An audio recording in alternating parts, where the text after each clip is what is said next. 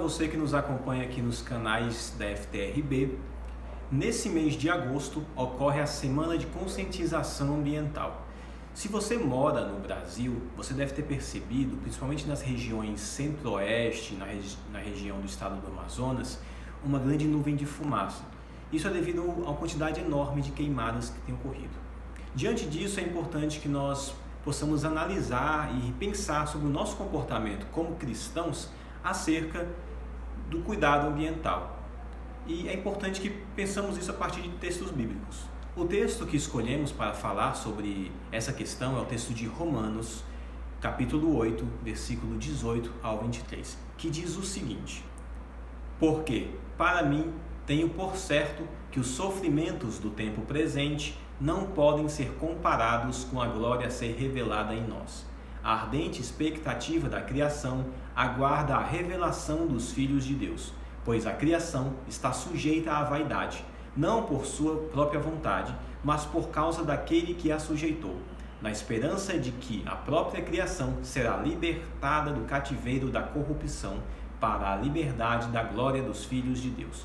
Porque sabemos que toda a criação a um só tempo geme e suporta angústias até agora, e não somente ela, mas também nós, que temos as primícias do Espírito. Igualmente gememos em nosso íntimo, aguardando a adoção de filhos, a redenção do nosso corpo.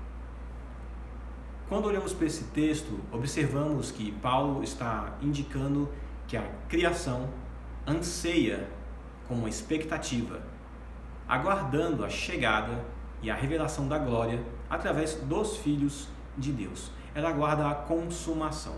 Mas que criação? Quando falamos em criação, pensamos em qualquer coisa que exista que não seja Deus. Deus Trino, Deus Pai, Filho e Espírito Santo. É o único ser não criado. Todos os outros seres são criação. Então é importante que nós observemos do que esse texto fala quando menciona a criação. Com certeza esse texto não se refere aos anjos, pois estes não estão aguardando essa consumação com esse tipo de gemido e angústia. O texto também não se refere aos anjos caídos, os demônios, pois esses já estão condenados e não tem por que aguardar um tipo de consumação e redenção. Nós, como eleitos, como salvos, aqueles que creem em Cristo, também não estamos incluídos no termo criação. Na verdade, estamos incluídos no versículo seguinte, que afirma que também nós esperamos, também nós gememos, aguardando o retorno de Cristo. E é claro, então, que o texto está falando sobre a criação material, sobre a fauna, sobre a flora, que Deus criou e colocou neste mundo, e foi doado ao homem para que possamos habitar e cuidar dela. O texto deixa claro que a situação da criação não é definitiva, ela aguarda por uma mudança. É claro que aqui é colocado que a criação está sujeita sim a uma corrupção, porém ela não tem capacidade de superar ou de sair desta corrupção por sua própria vontade, ela não tem forças. A criação na natureza está como vítima de uma irresponsabilidade. O termo usado aqui é vaidade, que pode ser entendido como algo fútil. Na verdade, a criação está em um momento em que todos os seus aspectos não podem exercer a função perfeita que glorifica a Deus. Isso porque o próprio homem também está em uma situação semelhante devido ao pecado. Nos versículos 1 e 2 de Gênesis, o homem é colocado como um cuidador do jardim. É aquele que deve dominar, aquele que deve multiplicar a imagem de Deus. O homem, sendo imagem de Deus, imagem e semelhança, deve multiplicar inclusive os ensinamentos de Deus. E o homem é colocado como um guardador, como aquele que deve servir, cultivar, desenvolver, guardar o jardim. Bem, se o homem, depois de Gênesis 3, perde essa capacidade, ocorre que a própria natureza agora também sofre por causa de toda a alienação que o próprio homem tem sofrido. A própria natureza é amaldiçoada diante das consequências da desobediência humana. E bem, a criação, se observarmos, ela é tida como algo bom. O próprio Deus decreta que a criação é boa. E o ser humano não está presente naquele momento. Nos 5 primeiros dias da criação, Deus está criando a natureza. O homem só será criado no 6º dia. Só que nesses 5 dias, Deus finaliza eles dizendo que viu Deus que era bom. Não é nós que colocamos a bondade na própria criação, não somos nós que determinamos se ela é boa ou ruim. Na verdade, o próprio Deus que determina se ela é boa ou ruim. E, inclusive, depois da desobediência humana, o próprio Deus que amaldiçoa a criação como consequência do pecado humano. É o próprio Deus que estabelece este estado e o próprio Deus que promete uma redenção em Cristo, não só do homem, mas de todos os aspectos da vida. Muitos grupos enxergam esse problema, enxergam que realmente existe um problema ambiental, existe uma crise climática. Porém, nós enxergamos isso muito além apenas de um aspecto material. Cremos que sim, existe uma realidade espiritual e cremos que sim, o problema principal do homem e da natureza é o pecado. O homem, quando cai, ele recebe 3 alienações ou 3 rupturas, podemos também entender como imperfeições ou desarmonias que distanciam ele daquele propósito colocado por Deus. A primeira delas é a teológica e espiritual. O homem se afasta de Deus. O homem não consegue mais buscar a Deus por suas próprias forças. Na verdade, é o próprio Deus que vai atrás do homem. O homem também não consegue lidar mais consigo mesmo. Ele ganha um tipo de alienação psicológica. O homem não consegue mais entender quem ele é, entender seu papel no mundo. E, na verdade, agora vive em crise, tentando encontrar um tipo de identidade em diversas coisas que não sejam o próprio Senhor. Mas a principal dessas alienações que devemos tratar aqui é a alienação física, material ou ecológica, em que o homem não consegue mais lidar corretamente com a própria criação, agindo de uma forma incorreta com ela. E não só isso, a outra alienação é uma alienação social. O homem não consegue lidar mais com o próximo. E por que a alienação social tem que ser incluída quando pensamos em cuidado com o meio ambiente? Porque as consequências do descuidado e da irresponsabilidade do ser humano acabam atingindo o próximo. Você não é o único que terá que lidar com as consequências das ações ruins do homem diante do meio ambiente. O próprio próximo, nossos amigos, nossos filhos, nossos parentes também terão que lidar com o intenso calor, com mudanças climáticas terríveis, com uma terrível fumaça, com queimadas e com todo tipo de consequência por causa da nossa irresponsabilidade que fere o meio ambiente. É claro que, como nós falamos, o cristão não é o único que enxerga esses problemas, mas é o único que apresenta uma solução a partir da raiz do problema do pecado. Porém, muitos cristãos, mesmo tendo ciência de que nas Escrituras é dito que o homem deve guardar a criação, mesmo que o texto de Romanos afirme que a própria criação aguarda, ainda assim muitos cristãos não querem se engajar ou não querem entrar em contato com essa ideia de cuidar da natureza, de cuidar do meio ambiente, não querem ter uma responsabilidade real diante do meio ambiente. Isso pode ser por 3 motivos. O primeiro deles é porque a pauta ambiental ela foi tomada e comprada por muitos grupos que destoam bastante em seus pressupostos do próprio cristianismo. Muitos grupos que usam este problema para um puro ativismo, uma pura militância e não para solucionar e enxergar a raiz do problema. E então muitos cristãos se afastam disso porque não querem ter esse vínculo com nenhum outro tipo de grupo que não esteja partindo de um pressuposto bíblico. Outro motivo pode ser uma interpretação incorreta escatológica. Muitas vezes nossa interpretação de salvação, e esse termo é muito usado, é de que estamos aqui para ganhar almas. Ora, ganhar almas não é simplesmente salvar o espírito humano. Ganhar almas é também salvar o corpo humano. Lembre-se que Jesus se fez carne. E lembre-se que na ressurreição, nosso corpo será ressurreto. Ganharemos um novo corpo. É físico. Jesus é tocado depois da ressurreição. Talvez esse pensamento dentro das igrejas seja um eco e uma influência de um gnosticismo. O gnosticismo, para quem não conhece, é uma heresia, um pensamento que tenta adentrar nos pensamentos cristãos nos primeiros séculos, que entende que o corpo material ele é ruim, ele é uma matéria má. E, na verdade, as únicas virtudes que devemos preservar são as virtudes espirituais. É claro que sim, a nossa carne é fraca e existe um tipo de paralelo entre nossa carne buscar pelo pecado, como é colocado em Romanos 7. Mas isso não quer dizer que a carne em si é má. Significa que o estado em que estamos nos leva ao pecado. Mas não que Deus criou o homem como um espírito. Deus criou o homem como matéria. O homem é sim espírito e é sim matéria. Nosso corpo é palpável e cremos sim que na ressurreição teremos um novo corpo e estaremos juntos de Cristo. Então isso é um pensamento que talvez afaste as pessoas de uma preocupação com o mundo material. Afinal, é só material, não é espiritual. Então por que eu deveria me preocupar? Outra possibilidade é o temor que as pessoas têm de cair em idolatria. Vemos, por exemplo, em muitos momentos em que os seres humanos pegaram coisas advindas da criação, a própria natureza, e divinizaram, colocaram como algo, como um Deus, como algo a ser adorado, como uma coisa que deveria ser digna de adoração, e não como criação. Isso realmente é uma preocupação séria.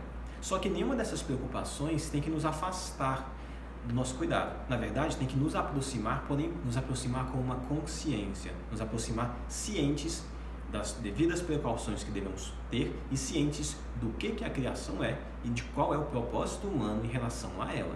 Lembre-se que no texto, quando lemos, vemos que a expectativa da criação é uma expectativa escatológica que está conectada diretamente com a própria salvação do ser humano. O homem não é salvo sozinho, a própria redenção acontece em todos os âmbitos da criação, não só em ideias, mas sim também nas próprias questões materiais.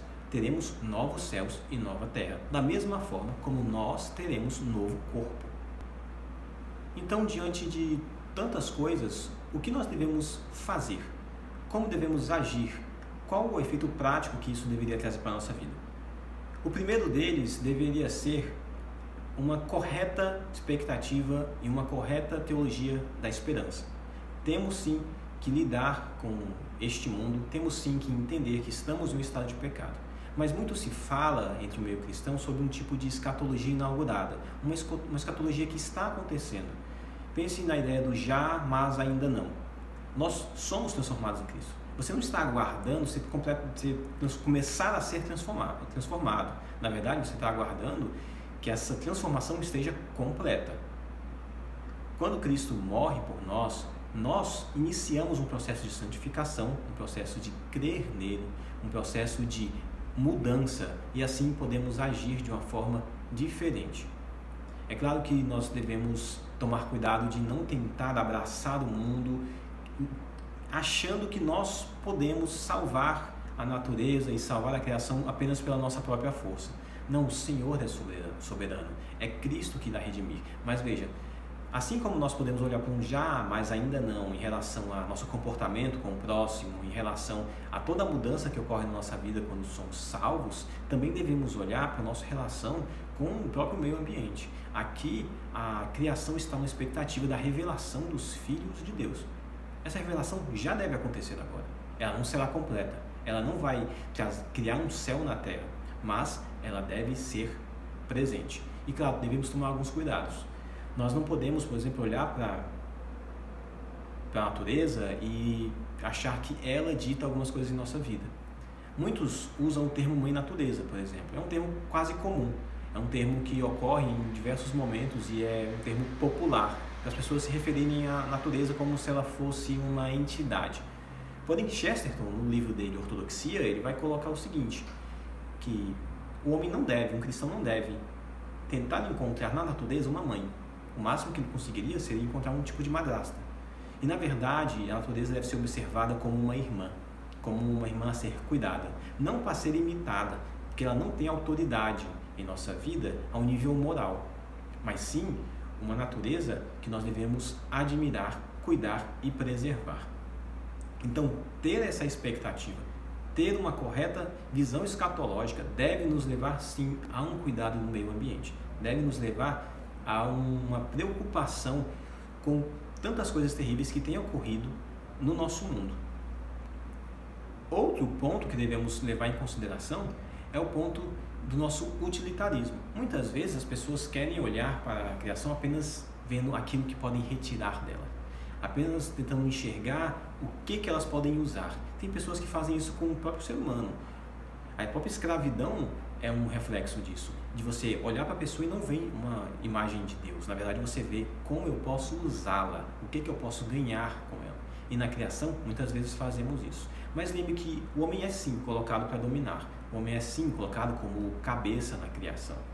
Porém, pense o seguinte: se você retira o homem da natureza, a natureza continua. Deus sustenta. Porém, se você tira a natureza do homem, o homem não vai conseguir sobreviver. É como se Deus colocasse o homem para cuidar de uma coisa que ele tem total necessidade. É de onde ele vai tirar seus recursos. É de onde ele vai conseguir ter seu alimento. Mas ele é o cabeça disso. Não para uma dominância medíocre, como nós entendemos depois do pecado, mas sim como uma dominância cristã, assim como Jesus Cristo domina em nossa vida, que não é uma dominância imposta com severidade, como um tipo de escravidão. Não é uma dominância abusiva, mas uma dominância de graça, amor, uma dominância de misericórdia. Lembre que o nosso cabeça, Cristo, morre por nós, está disposto a se entregar por nós. É claro que nós também não vamos morrer para redimir a natureza, não vamos entrar em uma militância exagerada, não vamos entrar em um tipo de ativismo exacerbado, mas sim vamos cuidar a partir de princípios bíblicos. E essa visão de utilitarismo deve ser derrubada, é uma visão que não deve ser permanecida em meios cristãos. Não devemos olhar para a natureza esperando apenas retirar dela alguma coisa, mas sim pensando em como podemos preservá-la. E claro, não vamos fazer um voto de pobreza, um voto ambientalista de não vamos usar nada, não vamos comer nada, mas sim utilizar, mas utilizar com consciência. O que entra no nosso próximo ponto e último ponto, que é o nosso problema com a glutonaria. Quando falamos em glutonaria, pensamos apenas em alimento. Não pensamos que a glutonaria pode ser uma glutonaria cultural, em que você consome tudo, sem ter nenhum tipo de filtro. Uma glutonaria de entretenimento, onde você precisa que a sua dopamina esteja presente e seja fortemente ali uma motivadora do seu corpo. Isso é uma preocupação que o cristão deve ter. Glutonaria está em todo tipo de excesso que fazemos. E o nosso excesso com o consumo da natureza, o que lembra muito a questão do utilitarismo, e o nosso problema em consumir tudo, em estar não pensando em preservação, não pensando em sustentabilidade, é sim um pecado. Somos glutões, muitas vezes, em querer consumir, em querer apenas fabricar, apenas conter, apenas receber, apenas retirar e nunca doar, e nunca preservar. Isso é um chamado cristão, devemos preservar, mas isso não deve partir, entenda, de um ecocentrismo, de uma eco-referência. Lembre, a natureza não é nossa mãe, nossa referência é Deus, e esse tipo de comportamento cristão só é possível a partir de uma visão cristocêntrica, apenas olhando para Cristo, entendendo que Cristo irá redimir este mundo, e que nós, dentro dessa expectativa de uma escatologia inaugurada, devemos sim agir como se já estivéssemos em um mundo redimido, crendo que a nossa redenção é real, já estamos sendo transformados. Então essa transformação deve tocar em todas as áreas da nossa vida, inclusive na área ambiental. Se você é cristão, você deve sim se preocupar com a criação que é lhe dada, um local que é dado para você habitar. Lembre-se, a árvore da vida é uma árvore. Eu espero que isso tenha ajudado vocês, que isso tenha esclarecido algumas ideias sobre cuidado com o meio ambiente. Lembre-se que nós somos responsáveis, lembre-se que nós estamos em Cristo e apenas em Cristo podemos agir de uma forma correta. Espero que esse vídeo tenha te ajudado e que você possa praticar, sim, de forma correta e cristã, um cuidado ambiental.